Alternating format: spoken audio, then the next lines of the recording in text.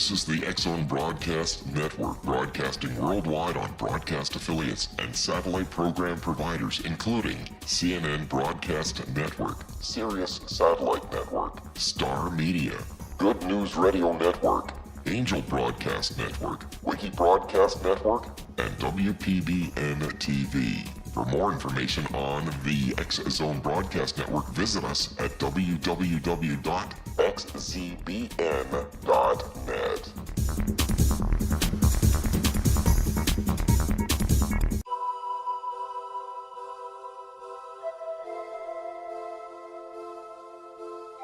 If you're a seeker, don't miss the inspiring book Shamanic Awakening, Between the Dark and the Daylight.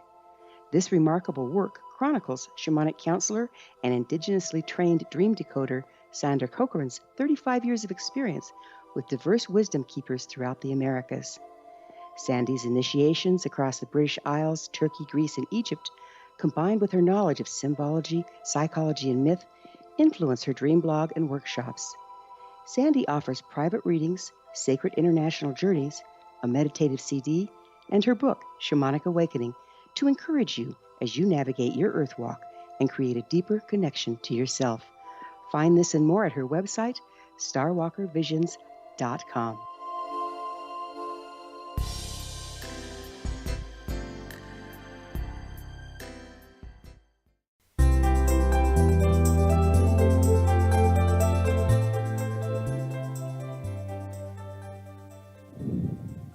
Welcome to Know the Name, Know the Genius in You, where in a single moment you can recognize your brilliance and change your life. This is a transformational hour that covers an array of topics that demonstrate how individuals use their native talents, as shown in their name, to look at the ordinary in extraordinary ways. Albert Einstein once said that everybody is a genius. Why would one of the smartest people on the planet declare that everyone is a genius unless he knew that to be true? I'm Sharon Lynn Wyeth, and in each weekly show, you'll hear the fascinating ways other people discovered the genius in them and what they were able to accomplish. At the end of each of our shows, you'll hear clues on how you can recognize your own innate genius. All over the world, people have many, many diverse interests, and in that vein, people have asked about different occupations and areas of life that have highly interested them. People want to know how highly successful people have managed to achieve their genius mindset by utilizing the gifts that are seen in their name using namology science. Some of the letters asked about how does someone express their creative talents and how does someone share those talents with others in such a way that all benefit. Our expert tonight is once again Chaim Solomon, who has developed his genius in the area of teaching abstract ideas about life. Chaim's explanations are so terrific that we wanted him back to continue our conversation from 2 weeks ago. After finishing his education at the prestigious Yeshivat Kol Yehudah in New York, where he became an ordained rabbi, Chaim took up his discipleship under Rabbi Berg, focusing on three major kabbalistic texts as his area of specialty: the Zohar, the writings of Rabbi Isaac Luria, the Ari, and the Ten Luminous Emanations. Part of the Chaim's unique ability to relate this ancient wisdom to a modern audience is his time spent at UCLA pursuing biology and pre-med studies, as well as 10 years studying various metaphysical teachings, such as religious science, science of mind, in which he became a licensed practitioner and minister, theosophy, keys of Enoch, Buddhism, Upanishads, and the Bhagavad Gita. All of this wisdom is brought to bear in Chaim's work with students, his specialty being health, relationship, reincarnation, dreams, and meditation. He leads sold-out seminars internationally and counsels students privately each week. He's taught in major cities around the world, including New York, Toronto, Mexico City, Los Angeles, London, Rio de Janeiro, Sao Paulo, Lisbon, Chicago, and Miami. He now teaches and resides in Boca Raton, Florida, with his wife and 4 children. Many people who have heard Chaim consider his greatest gifts as teaching in parables, as the marvelous stories he tells definitely help his audience understand complicated concepts. Last time Chaim Solomon was on Know the Name, Know the Genius in You, we focused on the part of his name that indicates that he has surrounded himself with wise leaders from which to learn, that he has a tendency to be a workaholic, and is an avid reader and considers family a priority. This time we'll add to his name that it also indicates he has a lucky streak in his name and that he'll always land on his feet regardless of what happens in his life. Welcome back to Know the Name, Know the Genius in You. Wow, thank you very much.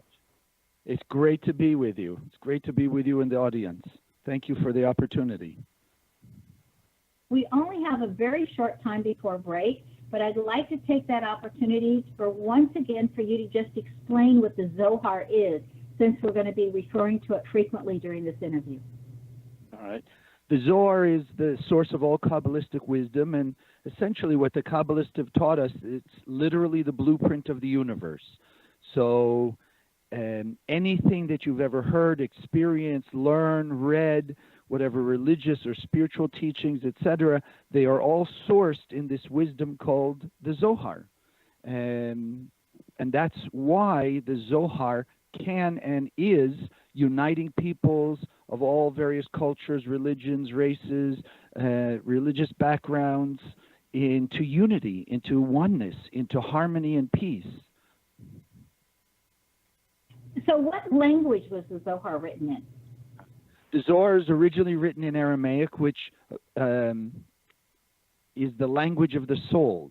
When you go back to the biblical story of the Tower of Babel, before the confusion of the languages, every human being on earth spoke the same language, which was Hebrew and Aramaic, made up of the Hebrew letters.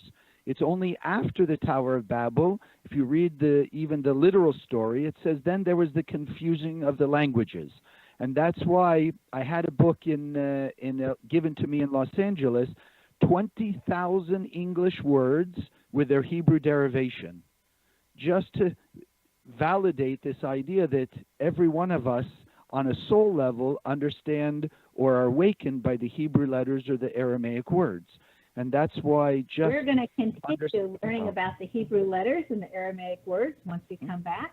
Stay tuned to Know the Name, Know the Genius in You, which can be heard on knowthename.com. After the break, we'll find out what the Zohar has to say about names.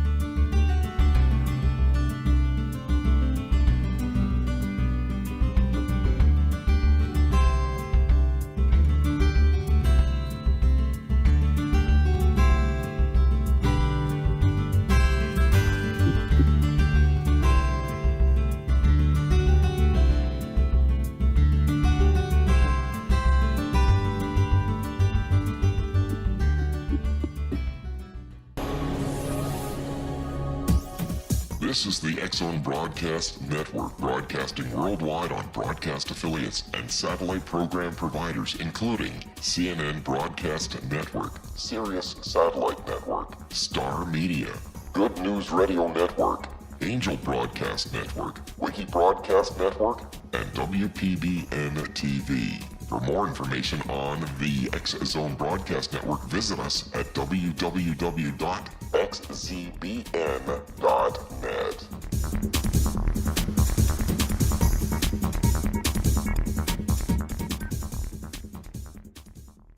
How would you like to be able to read other people's minds? Well, the next best thing is here. When you know how to read a person's name, you know how the person thinks, feels, and behaves.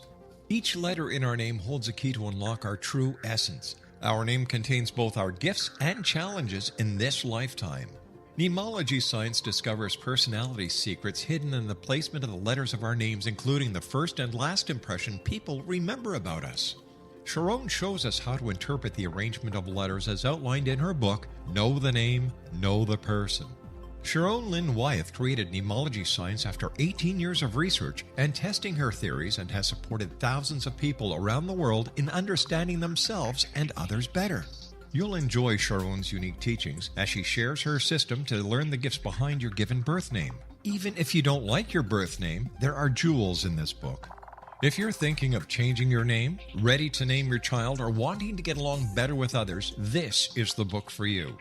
If you'd like to improve your relationships and change your life for the better, get the book today, Know the Name, Know the Person, or visit www.knowthename.com. That's www.knowthename.com.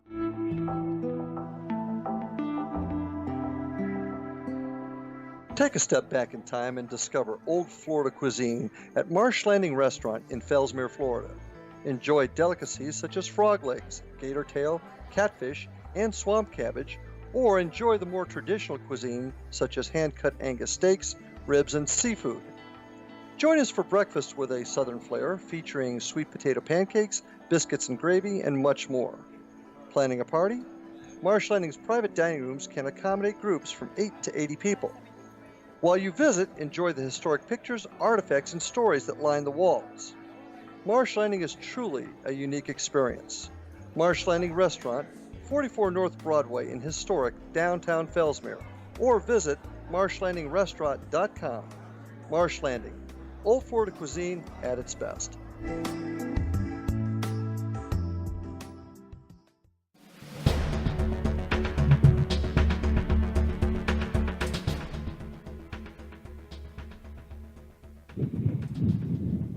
Welcome back. I'm Sharon Lynn Wyeth, and you're listening to Know the Name, Know the Genius in You, which is being heard on xzbn.net and knowthename.com.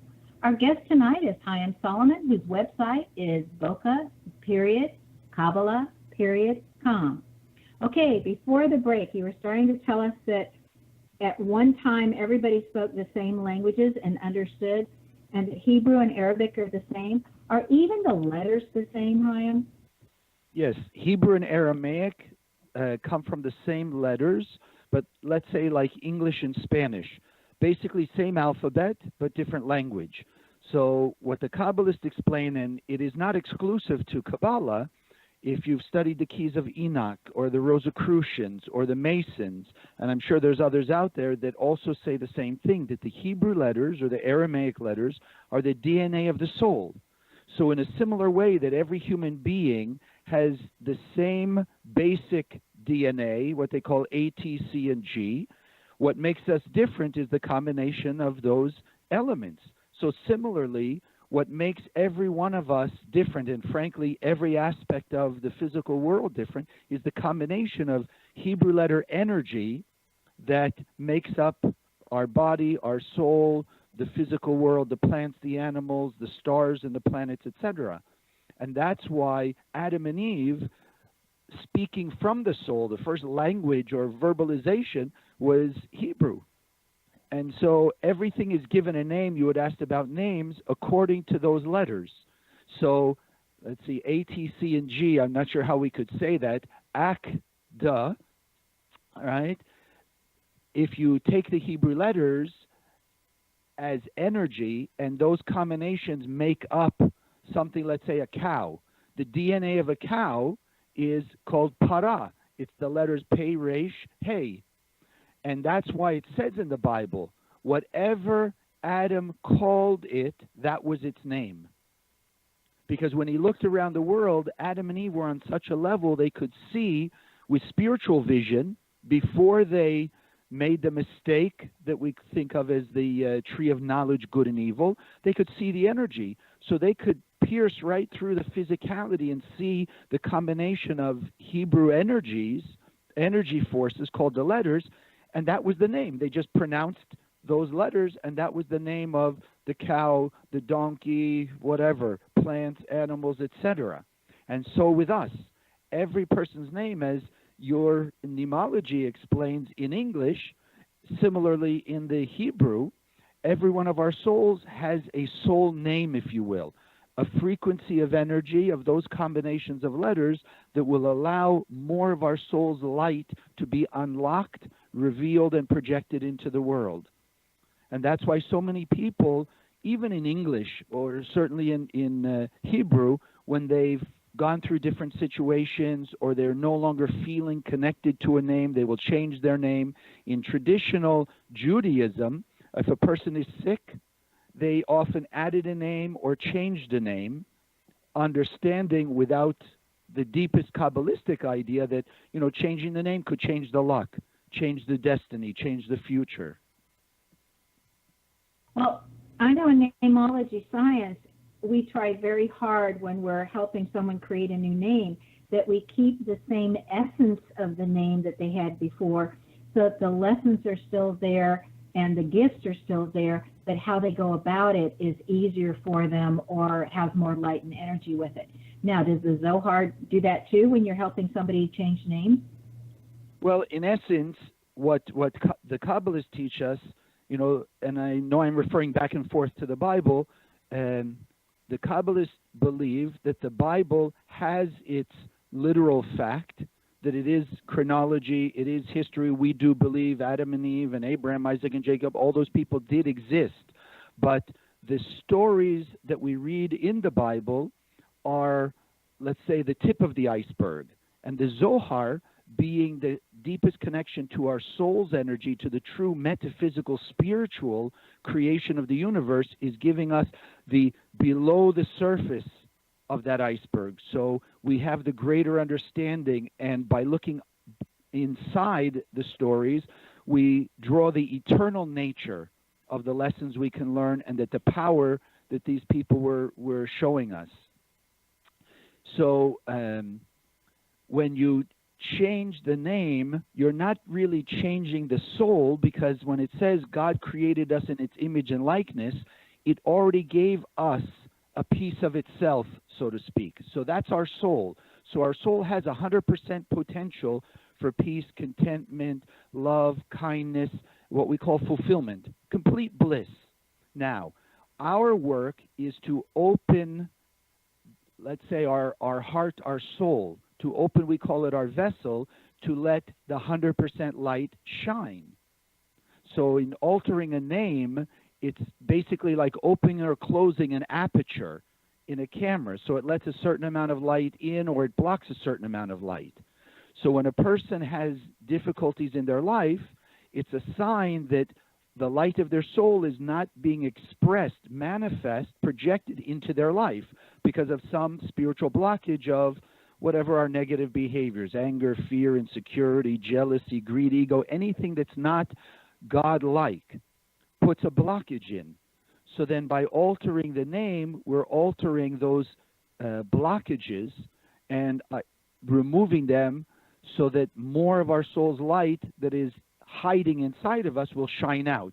So a person's business can change, their health can change, their relationships can change by revealing more of their potential. It's similar when a parent looks at a child and they say, oh, I know my child has a certain God-given ability. Well, then they ideally want to bring some kind of training to the child or education to manifest all of that talent. They're not really putting talent in the child. They're allowing what's there to come out and be expressed and benefit the child and people around them. When someone changes their name, or maybe they leave the letters the same, but they're changing the enunciation, like Simon could be Shimon, does that make a difference in the energy and the light that's coming in, or is it just the letters? Well, it's a little of both, because when you go back to the original language, Aramaic and Hebrew, what we generally refer to as the letters are what we would call consonants, and the vowels, if you've ever seen Hebrew written or printed in a book, the vowels are the little dots and dashes that are around the letters. So the Kabbalists explain there is power to those vowels that alter or enhance the energy. So like you're saying, sometimes the pronunciation can change the vibration of a person, but the basic structure is the letters. We have the biblical story of Abraham and Sarah, who changed their name. They altered their name, and that changed their destiny. So in the same way, that's why we learn a name is so important. Well, and I use that as an example a lot, because once they changed their names, they both had the AH combination in their name. And in namology science, the AH says you're now on mission for God, and you're now in service, total service. So we find all of this fascinating with the names. I'm curious, Chaim, Were there stumbling blocks along the way when you were studying the Zohar? I mean, did it ever cause you to feel like an outcast because you were studying something differently than somebody else, or they had and you just wanted to wake everybody up? Or how did that feel, and what stumbling blocks when you were learning about the Zohar? Well, like you mentioned a little in the introduction, I spent 10 years studying science of mind. I was a minister in science of mind, and I was studying anything I could get my hands on because I just knew intuitively that there was a spiritual realm that had all the answers. I mean, if God is pure and perfect, then there has to be a realm related to our world that is also pure and perfect. But I hadn't come across the technology to understand it until I was dropped in the Kabbalah Centre. Now, I found the Kabbalah Centre in 1987. And back then, we were the only people on the planet really teaching Kabbalah. So, of course, there was a lot of resistance. There was a lot of hesitancy because tradition says that Kabbalah should only be taught. The Zohar should be held in the highest regard and therefore only studied by the most holy people on earth. And yet, as I've come to understand and now share with tens of thousands of people over the years, that the Zohar, the true Kabbalists have written for thousands of years, the Zohar belongs to every human being on earth because it's the way to awaken and manifest all of the blessings that God put inside of us. And there's not one human being on earth who doesn't deserve that, because if God created us and gave us these tools and these technologies, there's no human being on earth who has the right to deny any person that, because it's the way we can bring harmony and unity to humanity. And what every religion and spiritual teaching is working towards, heaven on earth, peace on earth, goodwill towards all mankind, unconditional love, love your neighbors, yourself. All those terms just represent taking what we were in the endless world, one unified humanity, and make it manifest here on earth. But that's our job. It's not up to God. God did its work already by creating perfection. We were given free will to either hide that perfection or reveal that perfection. And that's what Kabbalah is teaching. Many times we were told that you didn't study the Kabbalah until you were at least age 40. And yet now I see it being taught younger and younger. Do you have a perfect age or a wonderful time to start? Well, if you want to really be technical, ideally when parents are conceiving a child, they're already conceiving them in the consciousness of Zohar and Kabbalah. So the child's soul is being drawn from a level that's already open to these teachings, this wisdom, these tools and technology. So in the Zohar, it says, in the days that we are in, remember the Zohar, if it's the blueprint of the universe, it's eternal. From the beginning of this world till we go back to the metaphysical, endless world of absolute perfection, the wisdom is there. Nothing can be altered or changed. It's all there.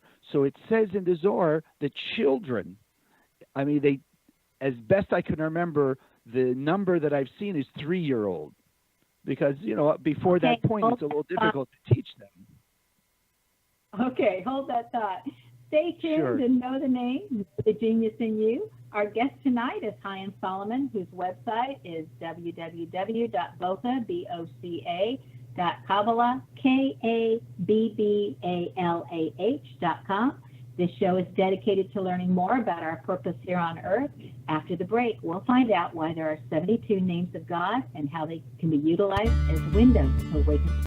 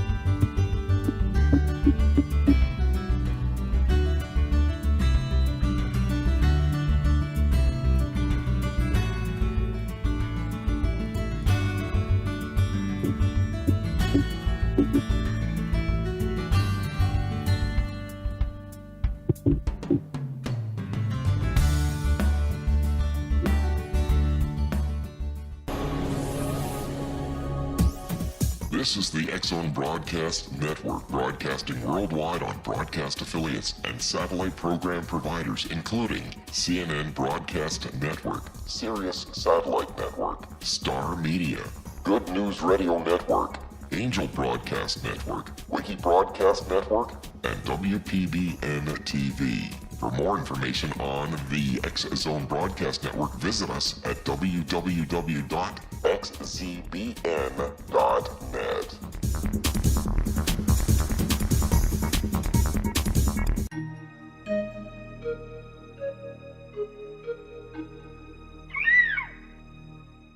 While science pursues fact, magic accesses the quantum level, bridging random facts to form truth. As long as science and magic remain separate and polarized, the truth cannot be known. I'm Gwilda Wiyaka. Join me on the Science of Magic radio program, dedicated to unification and evolution of consciousness. During each episode, I'll be speaking with experienced and respected scientists and mystics. From astrologers to astronomers, from medical doctors to shaman, the scientific method to dowsing and intuition, we'll weave together information from seemingly divergent practices to promote unity and enlightenment.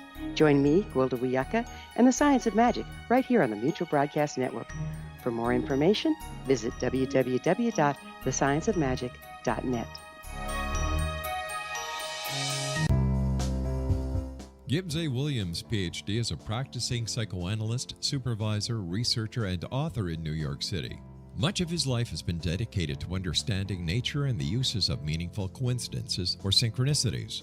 His radical and original non-Jungian, non-mystical, non-magical theory of synchronicities illuminates much of the fog surrounding this challenging and perplexing topic.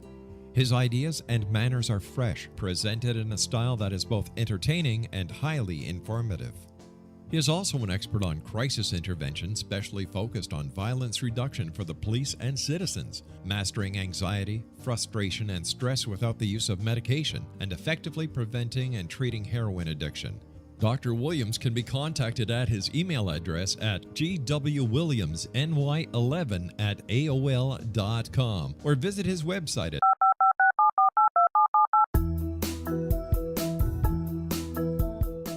Did you know that when you're on the road with limited data or Wi-Fi, you can still listen to the X-Zone Radio Show with Rob McConnell, The Science of Magic with Gwilda Wiyaka, X-1, Dimension X, Space Patrol, and every minute of the X-Zone Broadcast Network by calling 213-401-0080, courtesy of Audio Now. No smartphone, app, or internet needed. It saves your data plan and it's free if you have unlimited minutes. Call 213-401-0080 to listen on any phone, anytime, anywhere. Remember 213-401-0080 for the best of the paranormal, parapsychology, and sci-fi radio programming anywhere, 24/7, 365.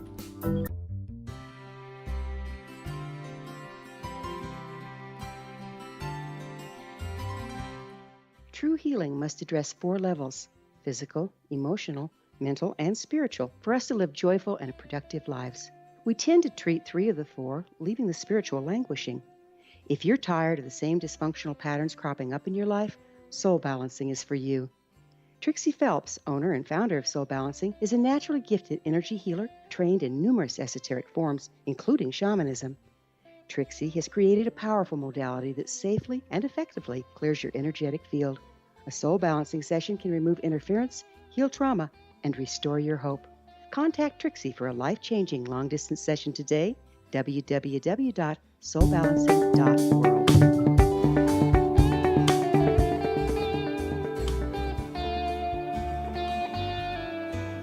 Welcome back. I'm Sharon Lynn Wyeth, and you're listening to Know the Name, Know the Genius in You. Our guest tonight is Chaim Solomon. The main website to learn more about the Zohar is Kabbalah.com. Chaim, before the break, you were telling us about starting to teach the Zohar at age 3. Why age 3? Well, there's a kabbalistic concept called the 3-column system, which works in various ways. You have proton, neutron, and electron, the basic building blocks of physical matter, and everything in the physical world patterned on the spiritual world. So there are 3 aspects in the spiritual world known as the right column, left column, and central column, which is the light of the Creator, the soul or the receiver in human beings, and then the balance between them. And that's the essence of Kabbalah. We cannot change the light of the Creator, and we cannot change what's put in our soul.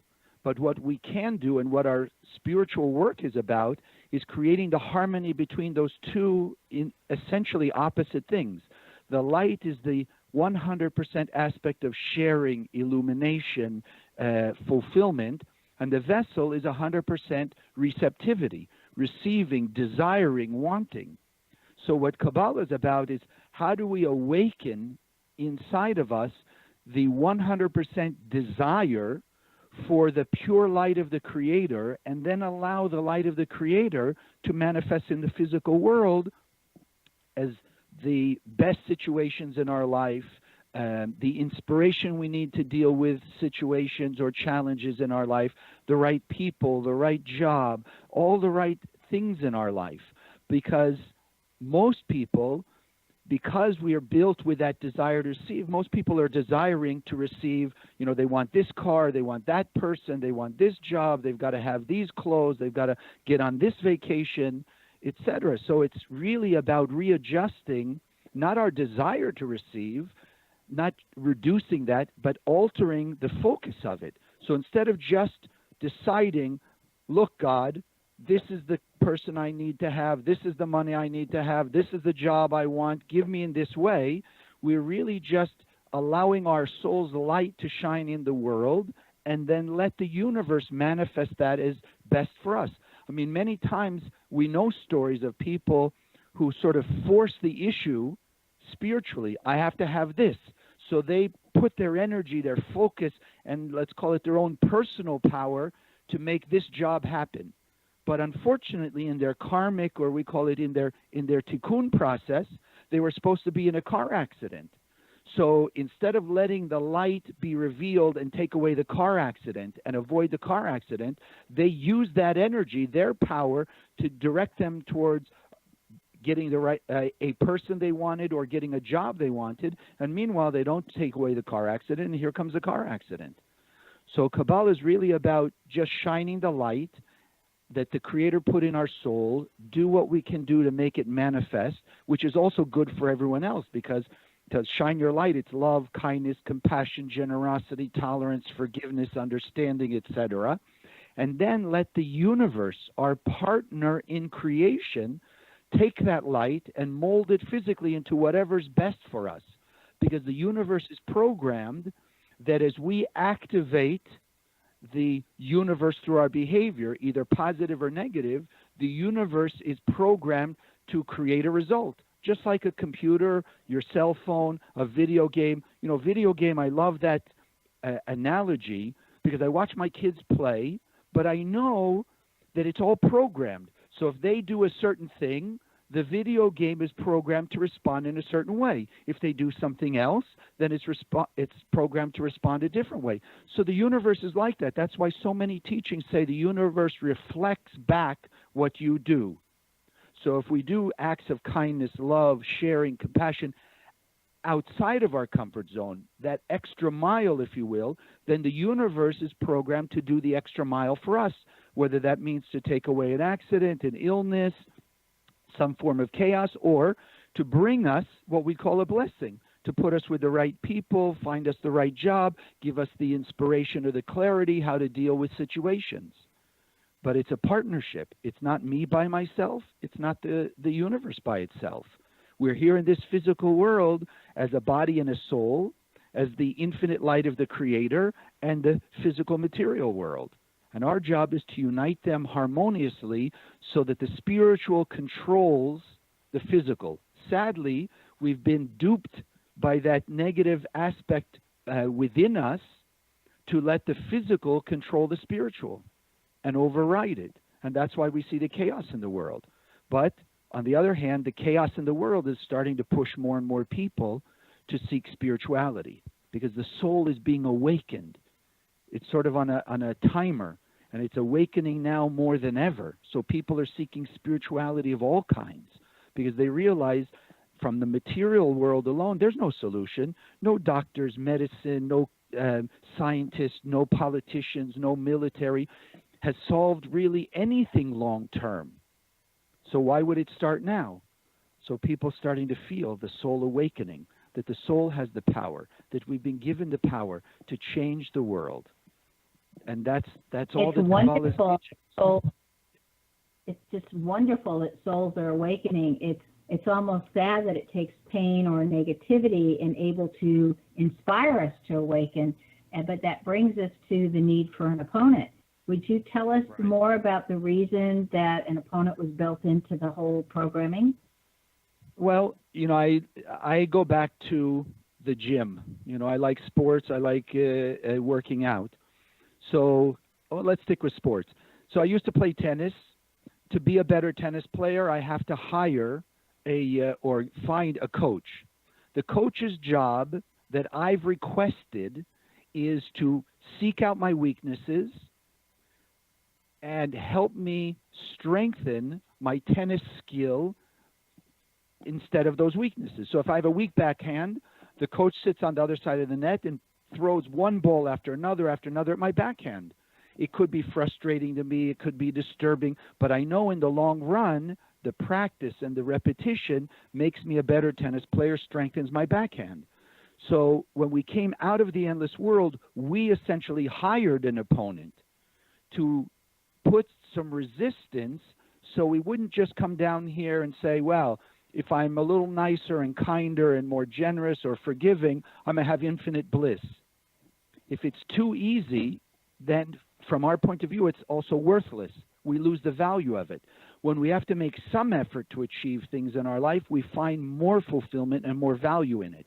So we essentially hired this thing called the opponent, the adversary, to just put some resistance. But sadly, like if I'm playing tennis, if I lose, if I give, my backhand is weak, I lose the point, now I'm an extra point behind. If I lose the next point, now I'm 2 points behind. So the more we've given into or lost, so to speak, to our opponent, the more we have to make up to catch up and win. In the end of the story, we will win because that's the way the Creator set out the world. But we have to go through the process. Kabbalah is not about making the end happen because the end is already predestined. It's about speeding up the process by teaching people how to transform themselves voluntarily, how to awaken and decide, no, today I want to act with greater love, kindness, and compassion, even though I don't feel like it. I feel angry at this person, but because I want more blessing in my life, I'm going to wish them well. I'm going to act with kindness and understanding and compassion. I'm going to meditate to shine the light of my soul out on that person. And in doing that, I transform, from my point of view, darkness to light, chaos to order. And each one of us have our own individual relationship, if you will, with the universe, with God. So it's like one-on-one. And every person in my life is my arena to express my godlike behavior. And when I do that, cause and effect brings it back to me. If I shine light and act kind and compassionate towards somebody else, and they still want to hold on to their negativity, it's cause and effect for them, separate from my cause and effect. So they'll have chaos, I'll have greater harmony and order. They'll have discord, I'll have peace of mind. So the opponent also tries to trap us in worrying about the other person. If I send them light and act nicely, I expect them to be nice to me. No, it may not be that way, but the universe will find a way to bring it back to me. Good will always come my way in unexpected One manners. faces opponents in many ways. How do we know we'll survive or we'll make it? Is the universe set up complicit with humans so that we all eventually win? That's a very nice way to put it. Absolutely. I mean, think of it. If the infinite Creator said, I want you to have total bliss, I'm filling your soul with my infinite light of total bliss, contentment, peace, and blessings, then in the end of the story, of course, that's how we're going to end up. Like my teachers, the Rav Berg and Chaim Berg, have been saying over and over for 30 years I'm in the center. You walk into a dark room, you turn on any light source. Who wins, the light or the darkness? The light will dispel the darkness. Darkness will never overcome the light. we have to turn off the light, so to speak, to make the darkness show up again. But as long as we're shining the light, darkness can't overtake it. So too spiritually. And that's why every religion is based on the most fundamental idea, love your neighbor as yourself. As we're shining light to everybody and we're acting with that unconditional love, then our world is enlightened. And when we get more and more people on that same page to make their world enlightened, pretty soon we've reached a critical mass, and every human being on earth will see the light, be drawn to the light, and the opponent will have no more chance. None whatsoever. Is that when the opponents will disappear, or what happens? Yes, the Zohar calls it, that's when, as it's traditionally known, the evil inclination, the one, our ego and our selfishness, will be transformed into the good inclination. Like darkness. If you walk in a dark room and you turn on the light, does the darkness go outside the room? Does the darkness move somewhere? No, it just disappears because it's not real. It's not eternal. The light is eternal. The light is real. The darkness just vanishes. Ask a scientist, definition of darkness, absence of light. But what's the definition of darkness? No, it's the absence of light because there is no such thing. It's only light. So, now, sorry. Go ahead. In the 1,000 years of peace and prosperity that everyone has been promised, regardless of what religion that they're, following, would that mean that the darkness just disappears at that time? Is that what the goal is, or is that what causes that 1,000 years of peace and prosperity? Well, the 1,000 years comes from the first verses in Genesis. Essentially, God created the world, it says, in 6 days, and the seventh day is the day of rest, the Sabbath. So the Kabbalists explain that those 6 days represent the time that we have to do our spiritual work. But by the end of that 6th day, when the seventh day of rest is entering in, which is that 1,000 years of peace, by that time, one way or another, we are going to be perfect beings. We're going to be 100% expressive of our godlike nature. Now, as we get closer and closer to that deadline, which is coming up very fast, there's more and more pressure, which is why we see so much chaos and so much pressure. I'm sorry? Know the name, know the genius in you on xzbn.net and knowthename.com. After the break, we'll find out what Chaim Solomon has in his name that has assisted him, that you may have in your name as well. And we'll continue the conversation that is just so marvelous, with Chaim sharing so much of his knowledge in a way that we can all understand. Stay tuned.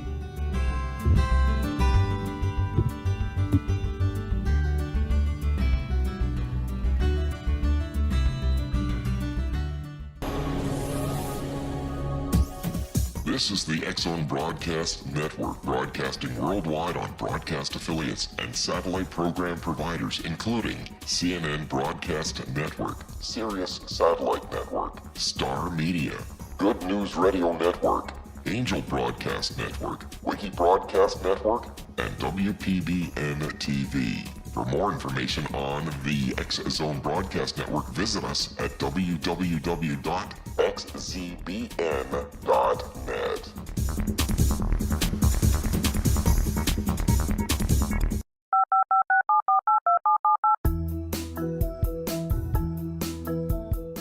Did you know that when you're on the road with limited data or Wi-Fi, you can still listen to the X-Zone Radio Show with Rob McConnell, The Science of Magic with Gwilda Wiyaka, X-1, Dimension X, Space Patrol, and every minute of the X-Zone Broadcast Network by calling 213-401-0080, courtesy of Audio Now.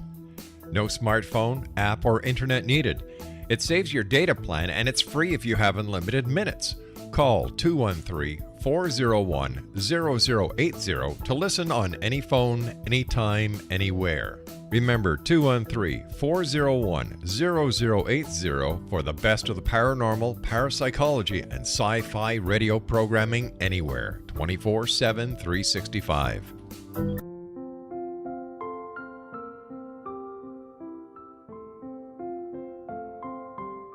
I am Dr. Carl O. Helvey, founder, president of a new cancer foundation focusing on evidence-based physical, mental, and spiritual interventions, including natural cancer cures, prayer, meditation, affirmations, nutrition, and other related holistic cancer prevention and cure modalities. These are used in cancer education, research, and financing care.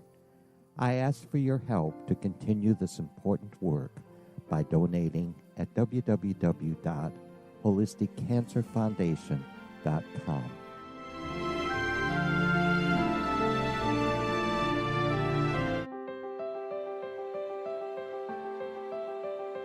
Wouldn't you love to know the secret to everything? I'm Dr. Kimberly McGeorge, and on The Secret to Everything, we will merge the practical with open investigation into all realms of the mysterious. We will talk to cutting-edge alternative health practitioners, those who inspire and motivate you in business and life, and of course, we will share stories of the paranormal, conspiracy, and cryptozoology. You will transform because of the frequency I carry, the frequencies my guests carry. Life may never be the same after you listen to this program, for the secret to everything is for you, the listener, for those who desire more in every area of their lives and believe that it can still be found. Listen and discover thesecrettoeverything.com.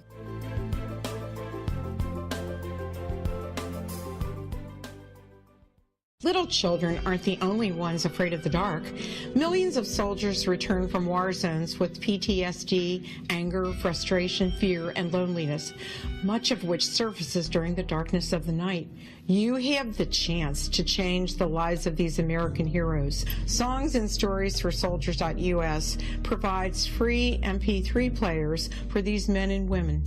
With a list of 3 million songs in 16 different styles, 100,000 audiobooks, and 30,000 old-time radio programs, every veteran can find something to soothe and comfort them at no cost. All our players contain an 8-hour audio program designed to help veterans fall asleep. With 1,500 plus vets now participating, it's our goal to deliver 10,000 audio players this year. Go to our website at songsandstoriesforsoldiers.us. Help us help a veteran make it through the night. You're listening to the X Zone Broadcast Network, www.xzbn.net.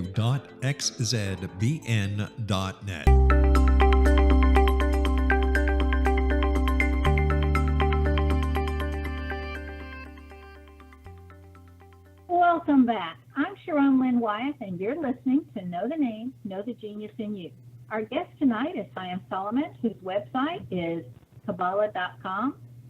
Chaim was taking his skills to a level where he's able to assist others to raise their own consciousness by becoming more aware. Chaim, before we come back to what we were talking to before the break, we had promised our listeners to talk to us about the 72 names of God and how they can be utilized to awaken the light within us. Okay.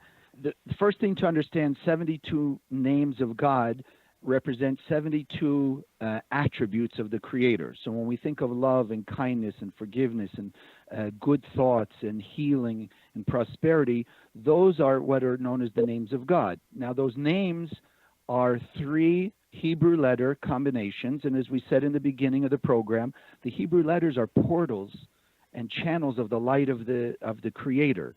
So they emanate energy. Because our soul is already filled with light, if you will, pre-programmed, so to speak, then our job is to put the two together. So literally by scanning or visualizing those letters with our eyes, we're allowing the energy from those 3 energy forces to pierce through the eyes, reach into our soul, and activate the DNA of the Creator inside of us. So each one of them can be utilized like function buttons on a computer keyboard. As we're scanning them, they're awakening these different attributes inside of us. And so every human being on earth, regardless of the language they know or their religious background, etc., because the Hebrew letters are in the DNA of every human being on earth, every human being has a spiritual awakening by using those 72 names. And where do we find them encoded in the Bible? In Exodus, I believe it's chapter 14, verses 19, 20, and 21. It It's the only place in the 5 books of Moses you have 3 consecutive verses with 72 letters. So the Zohar takes those 3 verses and combines them so that you have 72 3-letter combinations. And where is this? What's the story in those verses? The splitting of the Red Sea. So what the Kabbalists explain is this is the technology Moses used to split the Red Sea and allow the Israelites to pass through. So we explain to people by scanning the 72 names, it allows us to split our own Red Sea. Person has trouble with business or family or health or just no peace of mind or whatever their particular issue is like the Red Sea. You almost see no way through it. But by scanning the 72 names and meditating to shine that light force of your soul out into the world, then that darkness of the Red Sea splits. And now you have inspiration, you have guidance, you have clarity, just like the story says, and the Israelites were able to cross on dry ground. So you're talking about sharing the light, and we hear that term used frequently, sharing the light. And how do people share the light, and does everybody know how? Because I think there might be a lot of listeners that are saying, I don't know what he means by that, and I don't know if I'm capable of doing that. Yes. Well, thank you for the question, and let me clarify. Every human being on earth can, and it's really simple, which is kind of the paradox of all of this. All we have to do is think. You have the light in your soul, and when you think, I'm sharing the light of my soul with my family, with my friends, with people around the world, then the light shines out of your soul like a beacon or a spotlight and shines out where you direct it. Similarly, when a person thinks, I want to extend my right hand to reach out and grab something from the table, the body automatically responds.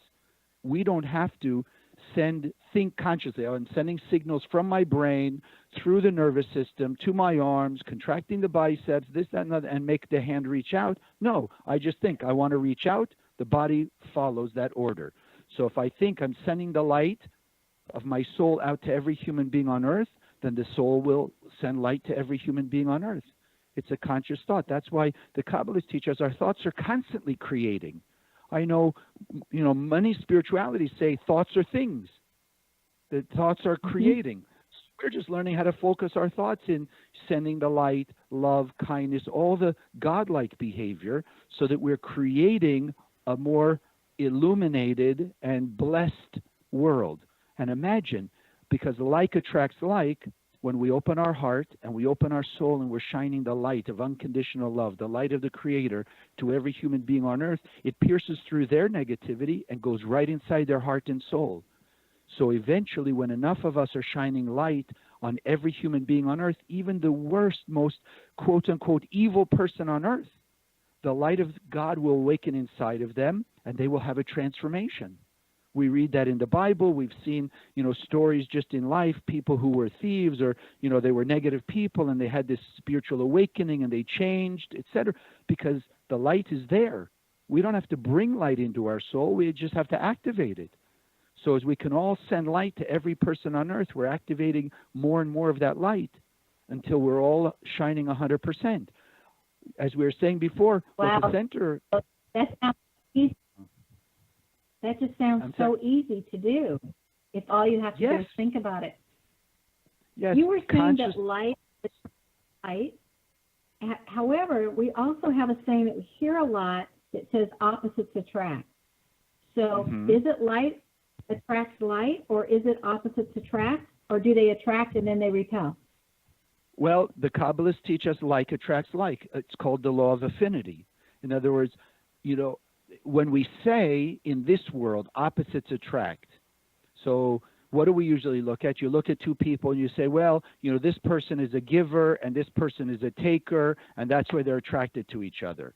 But when you really dig in deep, you see that the giver is not giving in a way of sharing, just unconditionally sharing their light. They're giving in order to get something from the other person. Well, the other person's a little more obvious because they're just look to receive to get something for themselves. So essentially it goes back to like attracts like, but the one who's giving is still looking to get for themselves.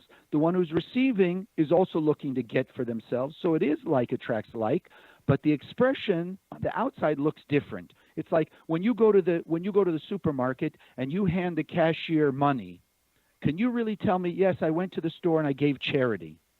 I'm not giving charity. I'm buying the groceries, but the act is giving.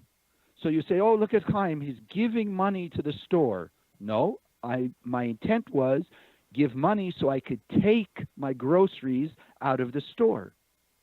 So when we think we see opposites attract, when you dig in deeper, you see, no, it's still the law of affinity. It's really like attracts like. If you could change one thing about everyone's understanding or how they look at the world, what would be the first thing that you wish everybody knew? Well, frankly, it's the thing that I make an effort to emphasize in every class that I teach, is to hold and keep reminding ourselves we are created in the image and likeness of God, which means we are already pure and perfect beings of light. Because the more people can hold that in their consciousness, then it becomes easier to remove the chaos from their life, to remember that it's not about other people blocking your blessings. Nobody can stop your blessings because they're already inside you. So as you let them out is when you have the benefit of them, and other people will be inspired by your transformation and your expression of it to do the same thing. So that, I think, is probably the most difficult thing for us to keep in our mind. We're already pure and perfect. We just have to uncover it. We have to let it shine into the world. And I think if everybody did that, just that much, realized I'm pure and perfect, so I have an infinite supply of light, I'm sending it to every human being on earth, by the morning we could see peace and harmony throughout the world. Wow, and that would be a miracle. Does the Zohar define miracle or say, what we would interpret as a miracle, what that really consists of? Sure. A miracle, we think in human terms, a miracle is something that's supernatural. If you understand that word in its literal meaning, it means something beyond nature. If the universe is a reflection of us, then when we act beyond our nature, the universe will show us something beyond our perception of nature. So now you say, I know a person, they have a very controlling nature. They're always trying to control. Well, if one day that person overcomes that nature and says, no, I'm going to let the light of the Creator be in control, I'm going to let go of my manipulative control, they just created a miracle because they transcended their nature. So the universe has to reflect back something that they may have thought was impossible or miraculous, and it shows up. So we're the creator of miracles.